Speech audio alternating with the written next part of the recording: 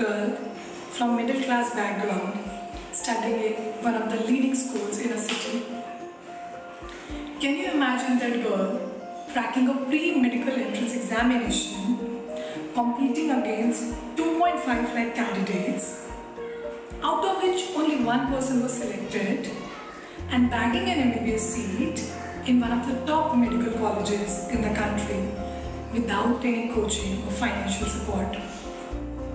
Can you again imagine that same girl attending the leading B schools, not only of the country but also of the world?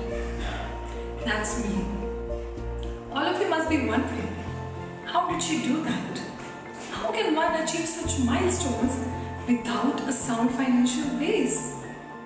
To which she would politely reply, I could do it because I dared to dream. Hello everyone, I am Neha and I believe ardently in the power of dreams. I believe if you want it, you can get it. All you need to do is to believe in yourself and your dreams. I was only 5 when I saw my uncle's friend holding an admission prospectus for St. Thomas School Delhi. Fascinated by a nice multi-page brochure of a beautiful picture of a big school on it, I asked them about it. Little did I know that the reply would help me discover a very important trait about myself, which was finding opportunities in challenges. Upon learning that the admission prospectus was from one of the best schools of Delhi, where getting admission was a very difficult task for someone probably like me, I started nurturing the dream of being there from that very moment. As I walked to my secondary school on foot every day, I would see St. Thomas School's bus crossing the main road and I would loudly say, hello, I'm coming. And I made sure I reached that spot every day in time just to look at that school bus and ensure that yeah, this is my dream. Despite my family's and friends' skepticism, my belief remained unshaken. I remember sometimes the students inside the school bus gesturing back at me as if asking me, are you mad? Yes, I was mad. Mad indeed. In 2001, when I was just 15, I received a call from St. Thomas School offering me admission. Upon visiting the school, I realized that admission fee, which was just 925 rupees a month that time, was difficult for me to afford. And ironically, I had to decline the admission. But as I said, the dreams are powerful. And this has repeatedly proven true in my case. After coming back home, I received one more call. And this time, that was of my aunt who requested me to teach 2 of her boys, offering me exactly the same amount that I needed to pay St. Thomas school fee. Happily, I accepted the offer. And that was beginning of my journey towards achieving the unachievable. In 2003, after finishing my higher secondary, I started preparing for pre-medical entrance examination. The path was tough, and so was I.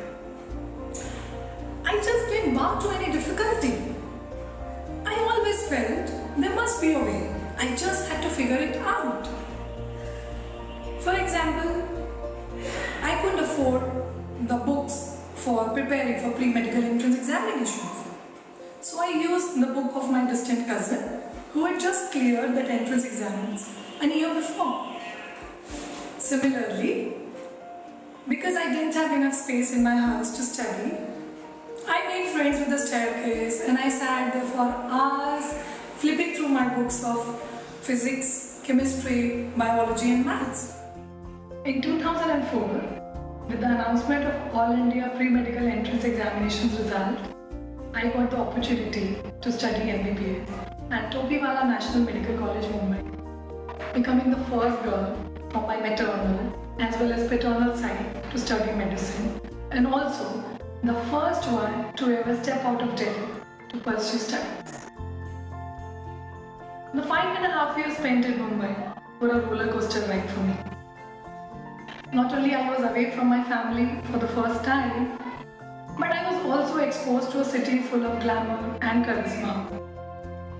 However, unshaken by these temptations, I sailed through the 5.5 years course with the support of Udayan Care and few other organizations. Also, as in Delhi, I continued giving tuitions to children in Mumbai to meet my expenses. In 2010, I came back to Delhi and started preparing for the postgraduate medical entrance examination. And this time, I landed in mini Mumbai, that is Tata Nagar, a city named after its founder, Mr. Jamshedpur Tata. Tata Nagar played a very pivotal role in both my professional and personal life. On professional front, it gave me the opportunity to work and study together. I used to study as a PG student in my medical college till 4 p.m. and then head back to Narayana Vidyalaya, a nearby tertiary care hospital, to do night shifts from 6 p.m. in the evening till 6 a.m. in the morning. And again head back to my hostel to again get ready and attend my medical college as a PG student. Something that I did for thrice a week for 3 consecutive years, only to double my stipend. All of you must be wondering, when did you sleep? I would say, I slept while chasing my dreams. I slept while fulfilling my dreams. And I slept while achieving one dream and weaving in it. On personal front, I fell in love and met my husband Ajay, who not only became my life partner, but my dream partner in the truest sense. Our dream list not just doubled, but rather quadrupled. On 15 December 2014, we got married. And just a few months after our marriage, we started preparing to secure admission in 2 premium business schools of the world. London Business School for him and Indian School of Business for me. Since I had also conceived our first child by then, it was actually 3 of us working towards that. On 15 December 2015, exactly 1 year after my marriage, or rather our first anniversary, ISB offered me admission. Just a few months later, my husband too got admission into the prestigious loan program at London Business School, becoming one of the 62 students chosen globally for that course. For ISB, 60% of my expenses got covered with the support of Tata's, Udayan Care and the school itself. Presently, I work as a public health consultant with Ministry of Health and Family Welfare, and I'm living yet another dream of pursuing public health at reputed international universities.